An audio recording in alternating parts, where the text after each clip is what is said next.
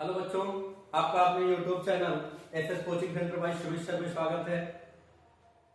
जैसा कि हम आपको बार बार हर वीडियो में कुछ ऐसे प्रश्न सॉल्व करवा रहे हैं जो आपकी परीक्षा में अति महत्वपूर्ण हैं, लगभग हर साल पूछे जाते हैं। ऐसे महत्वपूर्ण प्रश्नों की श्रृंखला लेके हम बार बार चलते हैं।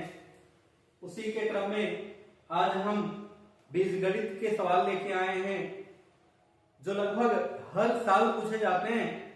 अच्छा, आज हम सवालों में केवल सवाल पे ही चर्चा नहीं करेंगे, सवाल के कॉन्सेप्ट पे भी चर्चा करेंगे। कैसे इन सवालों में कहां समस्या आती है उसे भी आपसे डिस्कस करेंगे। और आप अच्छे से समझिएगा, शुरू से अंत तक पूरे वीडियो को देखिएगा, तभी आप सवाल को सीख पाएंगे। हम आज आपको मात्र 2 सवाल सिखाएंगे, दोनों सवाल को आप अच्छे से सीखिएगा और पक्का एकदम विश्वास रखिए कि इन दोनों सवाल में से एक सवाल आपको जरूर इस टाइप का देखने को मिलेगा। सेम सवाल तो नहीं, लेकिन इस टाइप का सवाल जरूर आपको देखने मिलेगा। तो पहला सवाल हमने जो लिया है वो चाल, दूरी, समय वाला सवाल लिया है। तो हम शुरुआत करते हैं आज की श्रृंखला की। अच्छा, उससे पहले यदि आपने अभी तक हमारे चैनल को सब्सक्राइब नहीं किया तो सब्सक्राइब कर लें, बेल आइकन को भी प्रेस कर लें, जिससे हमारे द्वारा डाले गए वीडियो का नोटिफिकेशन सबसे पहले आपको मिल सके। तो अब हम शुरुआत करते हैं आज के सेशन की। क्वेश्चन आपके सामने लिखा है, एक मोटर बोट जिसकी स्थिर जल में चाल 18 किलोमीटर प्रति घंटे है। मोटर बोट कहने का मतलब नाव जो जल में चलती है, उसकी चाल जो है 18 किलोमीटर प्रति घंटा है। 24 किलोमीटर धारा के प्रतिकूल जाने में, यानी आपको धारा के प्रतिकूल जाना है 24 किलोमीटर, तथा वही दूरी धारा के अनुकूल वापस आने में, यानी वही 24 किलोमीटर की दूरी आपको धारा के अनुकूल वापस आना है। वापस आने की अपेक्षा 1 घंटे अधिक लेता है। धारा की चाल याद कीजिए। अच्छा, अब इस प्रश्न में हम आपको एक चीज बता दें, जब तक आप प्रश्न को नहीं समझेंगे आप उत्तर नहीं दे सकते। इसलिए सबसे पहला काम आपको ये करना है कि आपको प्रश्न को समझना सीखना है कि अच्छे से क्वेश्चन को हम समझ पाए या नहीं समझ पाए। तो ये क्वेश्चन क्या कहा है, एक बार हम आपको रिपीट समझा रहे हैं कि एक मोटर बोट है। भैया ऐसे कोई जल है, यानी कहने का मतलब तालाब है, नदी है, कुछ भी है, समुद्र है, तो यहाँ पे एक मोटर बोट है ए। ये क्या करती है, स्थिर जल में इसकी चाल 18 किलोमीटर प्रति घंटे है। कब? जब जल शांत हो, यानी जल का बहाव ना हो, ऐसे एकदम शांत जल है तो इसकी चाल 18 किलोमीटर प्रति घंटे है। तो यहाँ पे जो दूरी है वो है भैया 24 किलोमीटर, यानी यहां से यहां तक इसे जाना है, 24 किलोमीटर की यात्रा करनी है। लेकिन अब यहाँ पे क्या है, धारा भी बह रही है, धारा की चाल याद करनी है, यानी यहाँ पे धारा में बहाव है। तो बात को समझेंगे यहां से, धारा में बहाव। अब धारा में बहाव ऐसे है, तो अब एक चीज आप बताएं, आपको अनुभव होगा, आप साइकिल चलाते होंगे, तो जब जिस ओर हवा चल रही है उस ओर हम साइकिल चलाते जा रहे हैं तो हमारी साइकिल भैया तेज चलती है, मजा आता है चलाने में साइकिल की, मजे से चलाते रहो, बिना पैडल मारे चला रहे। लेकिन जब कभी हवा के विपरीत साइकिल चलाना हो तो बड़ी समस्या होती है, बहुत पैर दुखते हैं। तो उसी तरीके से यहाँ भी धारा के अनुकूल और प्रतिकूल होता है। तो अब यहाँ पे हम सवाल का शुरुआत करते हैं। कैसे? हम लिखेंगे मोटर बोट की शांत जल में चाल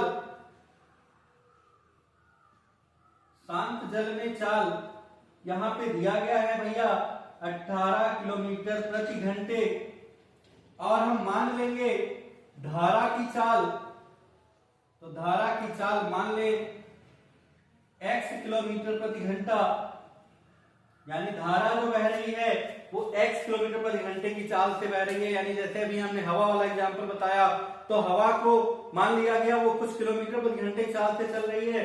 तो अब चूंकि पता नहीं है तो हम x मानेंगे, क्योंकि यही हमें याद करना है। तो अब धारा के अनुकूल चाल क्या होगा, तो धारा के अनुकूल चाल भैया, अनुकूल की बात देखो, समझ लो बात को। जैसे हमने आपसे बताया, आप साइकिल चला रहे हैं और साइकिल जो है आप उस दिशा में चला रहे हैं जिस दिशा में हवा बह रही है, जिस दिशा में हवा चल रही है, तो आपकी साइकिल तेज चलती है, यानी आपके साइकिल की चाल और हवा की चाल जुड़ जाएगी। तो ऐसे यहाँ पे भी जब अनुकूल चाल की बात आएगी तो जो शांत जल में नाव की चाल है, मोटर बोट की शांत जल में चाल है, और जो धारा की चाल है, ये दोनों जुड़ जाएगा। और जब धारा के प्रतिकूल चलेंगे, प्रतिकूल चाल, तो ये क्या होगा, ये चाल घट जाएगी, यानी x minus 18 minus x kilometre प्रति घंटा। बड़ा कष्ट होता होगा जब हवा चल रही है और उसके विपरीत हम साइकिल चलाते हैं। क्यों? क्योंकि हमारी चाल जो है घट जाती है, हम बहुत मेहनत करते हैं तब अपनी चाल को पकड़ पाते हैं। तो यहाँ पे चाल ये हो गया। अब अनुकूल जाने में भैया इसका जो चाल था वो कितना है, 18 प्लस x किलोमीटर प्रति घंटा, और अगर प्रतिकूल की बात करें तो 18 माइनस x किलोमीटर प्रति घंटा, यानी इधर जाने में चाल इतना है और इधर से इधर आने में चाल इतना है। अब क्या कहा था सवाल में कि 24 किलोमीटर धारा के प्रतिकूल जाने में तथा वही दूरी धारा के अनुकूल वापस आने की अपेक्षा 1 घंटा अधिक समय लेती है। तो यानी कहने का अर्थ यह है कि अगर यहाँ पे 2 घंटा लगेगा धारा के अनुकूल तो प्रतिकूल लगेगा भैया 3 घंटा। अगर अनुकूल लगेगा 4 घंटे तो प्रतिकूल लगेगा 5 घंटा। यानी कहने का अर्थ है यहाँ पे 1 किलोमीटर अधिक लगेगा। यही तो बात इसने कही कि ये अपेक्षा 1 घंटा अधिक लेता है। तो अब आपको क्या करना है भाई, यहाँ पे दूरी दी गई है, चाल दी गई है, तो आपको दोनों का समय निकाल लेना है और समय वाले में कंडीशन के हिसाब से यहाँ पे ऐड कर देना है। तो ऐड किसमें करेंगे, जैसे यहाँ पे 3 घंटा लगा, यहाँ 2 घंटा लगा, तो भैया कम कौन है, यहाँ कम समय लगा है, तो इस वाले समय में 1 ऐड कर देना, फिर सवाल लग जाएगा। सवाल को देखते हैं अब कैसे लगाना है, ये तो कॉन्सेप्ट हो गया इनका। अब लिखेंगे धारा के अनुकूल, धारा के अनुकूल 24 किलोमीटर की दूरी तय करने में लगा समय,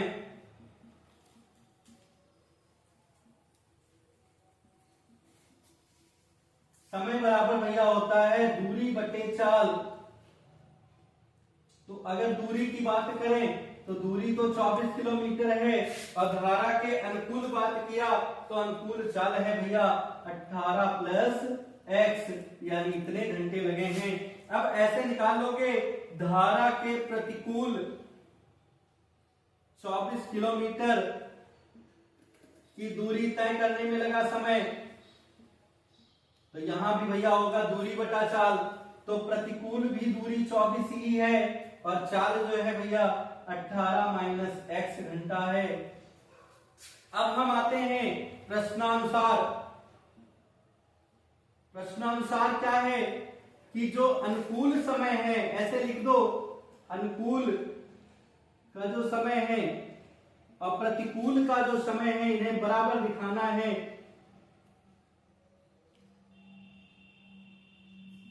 अब देखेंगे, बात को समझेंगे, इसने क्या कहा था, प्रश्नानुसार यही लिखा गया। प्रश्न के अनुसार क्या है, 24 किलोमीटर धारा के प्रतिकूल जाने में तथा वही दूरी धारा के अनुकूल वापस आने की अपेक्षा 1 घंटा अधिक लेती है, यानी प्रतिकूल वाला समय जो है 1 घंटा ज्यादा लगेगा अनुकूल से, तो अनुकूल वाला भैया 2 घंटा लेता है, तो प्रतिकूल वाले को 3 घंटा लगेगा।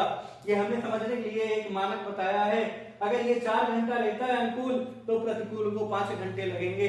तो अब आप देखिए इनमें से किसमें जोड़ के हम दोनों को बराबर दिखा दें, तो हमेशा अनुकूल वाले में जोड़ के हम बराबर दिखाएंगे। अगर घटाने की बात आएगी तो प्रतिकूल वाले में घटा के लाएंगे। सिंपल सी बात होती है, जब धारा के अनुकूल तुम हवा के अनुकूल घर स्कूल से घर जा रहे हो साइकिल चलाते हुए, जल्दी पहुंचते हो, और अगर प्रतिकूल हवा है तो देर लगती है, तो जिसमें ज्यादा समय लगा वहां घटाएंगे, जिसमें कम समय लगा उसमें जोड़ेंगे। तो अनुकूल वाले में समय कम लगता है तो अनुकूल वाले में +1 कर दो, या प्रतिकूल वाले में 1 कर दोगे दोनों कंडीशन में बराबर आएगा। जैसे यहां से समझते हैं, अगर 2 प्लस 1 कर दिए तो 2 1 3 हो गया, 3 3 बराबर हो गया। यहाँ 4 प्लस 1 कर दो 5 5 बराबर हो गया, या उल्टा कर दो 5 में से 1 घटा दो 4 हो जाए, 4 4 बराबर हो जाए। तो आपको क्या करना है, प्रतिकूल, बस दिमाग में रखना, प्रतिकूल वाला जो समय है उसमें से घटाना है, अनुकूल वाले समय में से समय वाले जोड़ना है, जितना समय का अंतर कहेगा बस, और कोई बात नहीं होती है।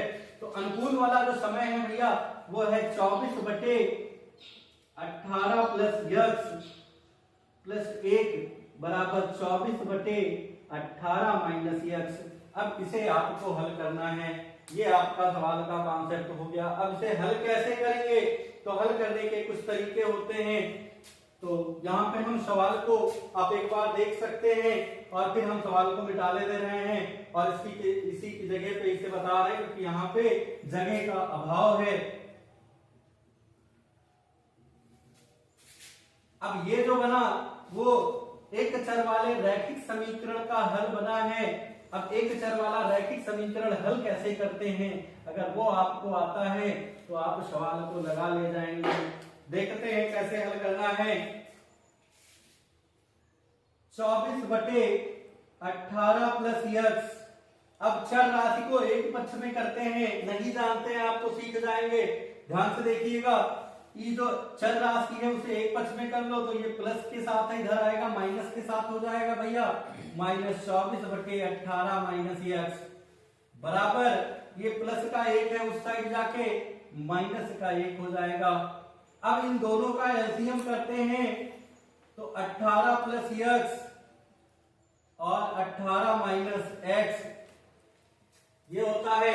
अच्छा यहाँ पे इनका गुणा होगा 24 से 18 माइनस x का, -24 से 18 प्लस x का गुणा होगा बराबर -1। यहाँ पे इनका ऐसे कैची गुणा कर दें, आप कैची गुणा कर दें, इनको एलसीएम कर लें। या फिर एक और तरीका यहाँ पे हो सकता था क्या, 24 आप कॉमन ले लें और फिर हल करें। तो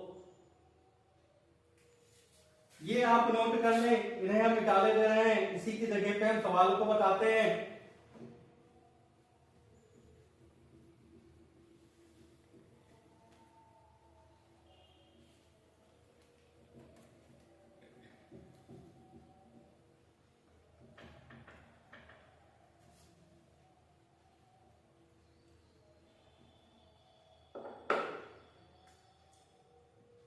अब 24 गुणे 18 इसे गुणा ना करके ऐसे लिखा रहने दो, -24x -24 गुणे 18 माइनस प्लस का गुणा -24x बटे इनका गुणा a प्लस बी और a माइनस बी लिखा है, a square minus B square कर देंगे। अब यहाँ पे 24 गुणे 18 प्लस का 24 गुणे 18 माइनस का, ये आराम से आप काट सकते हैं।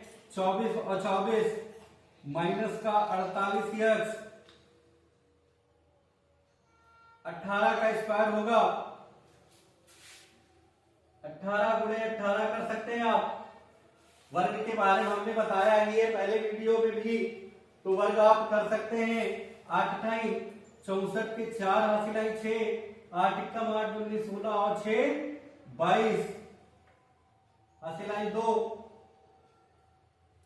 1 × 1 2 1 3 माइनस x स्क्वायर बराबर -1 बटा 1, क्रॉस गुणा करा दो, माइनस का 48x बराबर -324, माइनस माइनस का गुणा प्लस x स्क्वायर, कैची गुणा हो गया।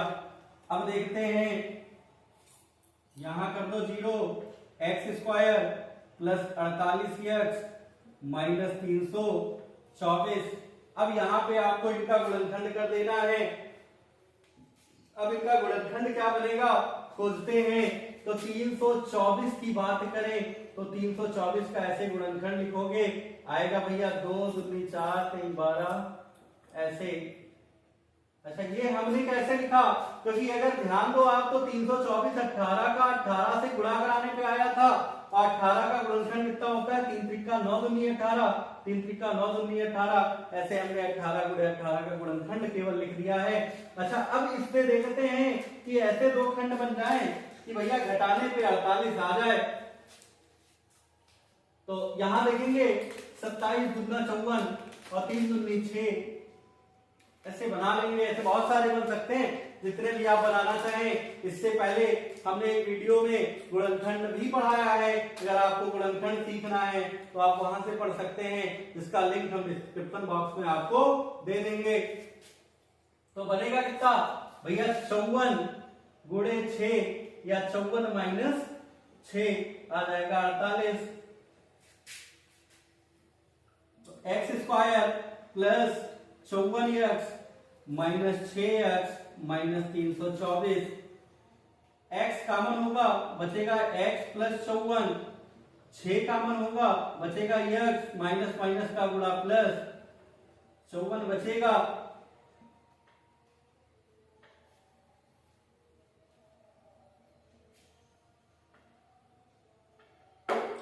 अब देखते हैं x प्लस 54 दोनों कॉमन हो गया, बचेगा x माइनस 6।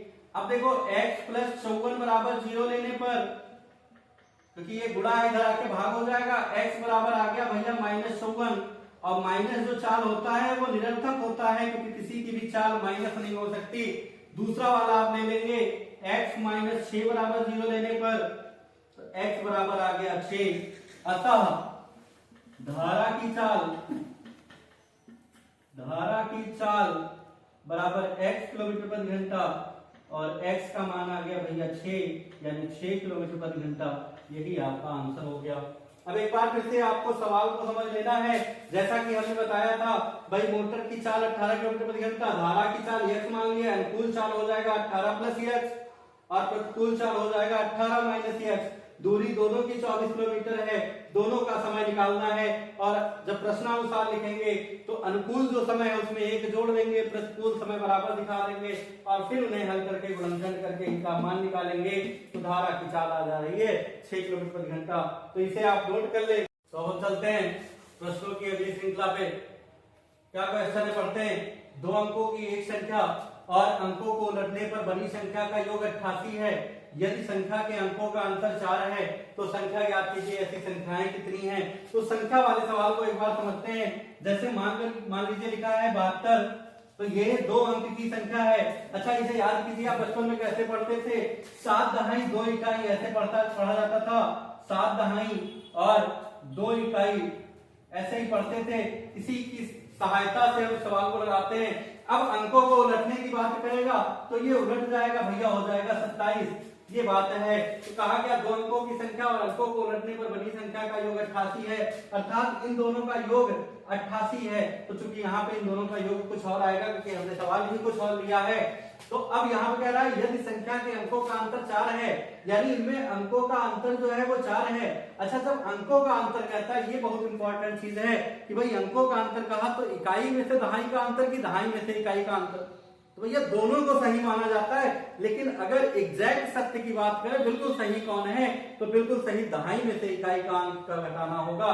जैसे अंतर कह दिया 4 है तो हमने 62 लिख दिया, ये सही है। 26 भी सही है, लेकिन अगर एग्जैक्ट सत्य की बात करें तो 62 ही सही होगा, क्योंकि दहाई में से इकाई के अंक का अंतर होता है। बाकी सही 26 भी है, लेकिन एग्जैक्ट जो सत्य की बात किया, जो अधिक सत्य की बात किया जाएगा वो 62 है। यानी जब अंकों का अंतर कहेगा तो आप दहाई में की अंक में से इकाई का अंक घटाएंगे, ना कि इकाई में से दहाई का अंक।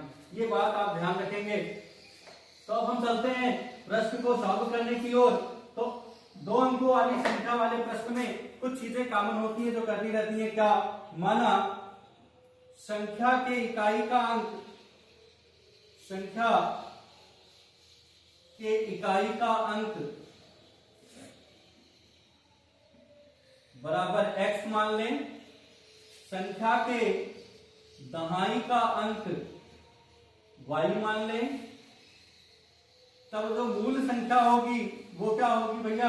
जैसे अभी हमने कहा था 10 दहाई, तो 10 गुणे दहाई का अंक प्लस इकाई का अंक, तो यहाँ पे दहाई के अंक को माना गया y और इकाई के अंक को माना गया x, तो 10y प्लस x होगा। ये आपकी मूल संख्या होगी। कहा अंकों को पलटने पर बनी संख्या, तो अंकों को पलटने पर क्या होगा, अंकों को पलटने पर बनी संख्या या बनी नई संख्या कह सकते हैं इसे, ये पलट जाएगा यानी 10x प्लस वाई होगा। इस चीज को यहां समझ लेंगे। जैसे कि हमने कहा क्या 42 और अंकों को पलटने पर बनी संख्या 24, तो यहाँ 4 दहाई 2 इकाई है, लेकिन यहाँ बात करें तो 2 दहाई 4 इकाई है, क्योंकि इन्हें पलट देना है।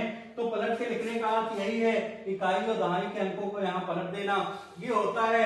अब कंडीशन क्या कहा है उस पर चलते हैं। प्रथम शर्तानुसार अगर बात करें, प्रथम शर्तानुसार 2 अंकों की संख्या और उनके अंकों को पलटने पर बनी संख्या का योग 88 है, यानी मूल संख्या प्लस नई संख्या बराबर है 88। तो अगर मूल संख्या देखें तो ये है 10y प्लस x और नई संख्या है 10x प्लस y बराबर 88। इन्हें जोड़ दें, 11x प्लस 11y बराबर 88। अब यहां पे देखते हैं 11 कॉमन हो रहा है, तो 11 कॉमन ले सकते हैं। क्योंकि जगह का अभाव दिख रहा है तो हम सवाल को ऊपर की ओर लगाते हैं, डाल दे रहे हैं।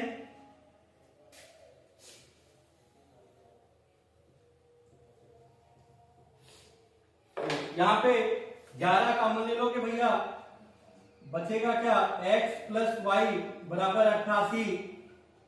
तो x प्लस वाई बराबर 88/11, क्योंकि 11 से गुणा हो रहा है, इधर आके भाग हो जाएगा। 11 दोनों कॉमन हो रहा था, कॉमन लिया गया x प्लस वाई बराबर 88/11, तो x प्लस वाई बराबर 8 आ गया। ये आपका हो गया समीकरण नंबर 1। अब दूसरे समीकरण की बात करें तो दूसरा कैसे बनेगा। दूसरा इसने क्या कहा है कि अंकों का अंतर 4 है, अंकों का अंतर 4 है द्वितीय शर्तानुसार।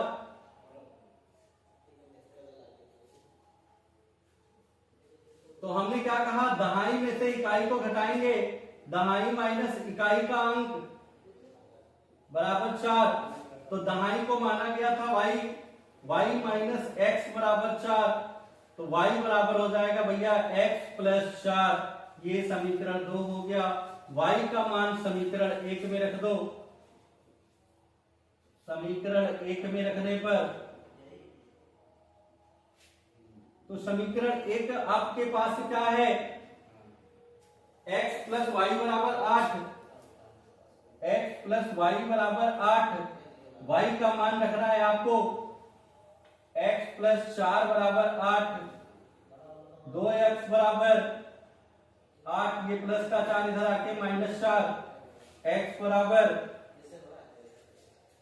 4/2, x बराबर आ गया 2। x का मान समीकरण 2 में रखने पर तो समीकरण 2 हमारे पास है y बराबर x प्लस 4, यानी 2 प्लस 4, तो y का मान आ गया भैया 6। अतः मूल संख्या जो होगी 10y प्लस x, 10 गुणे 6 प्लस 2 यानी 60 प्लस 2 अर्थात 62। यही आंसर हो गया आपका। अच्छा, अब हम एक बार दोबारा आपके सवाल को रिवाइज करते हैं।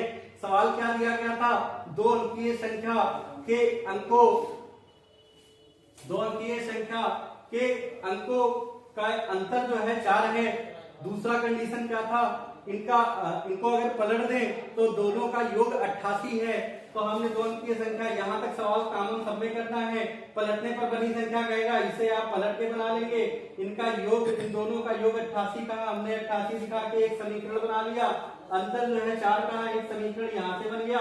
दोनों को आप प्रतिस्थापन या विलोपन किसी भी विधि से हल कर सकते हैं। हमने हल कर लिया, इसका आंसर आ गया 62। अब देखते हैं कंडीशन को चेक करते हैं सही है कि नहीं सही है। 62 और अंकों को पलट दे भैया तो बनता है 26। क्या इनका योग जो है 88 है?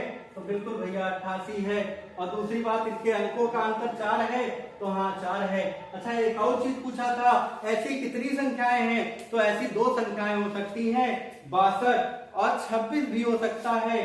तो यहाँ पे उसका उत्तर होगा ऐसी 2 संख्याएं हो सकती हैं, 62 और 26 दोनों। यानी यहाँ पे जब हम इकाई का अंक माइनस दहाई का अंक कर देते तो फिर यहाँ पे 26 आ जाता।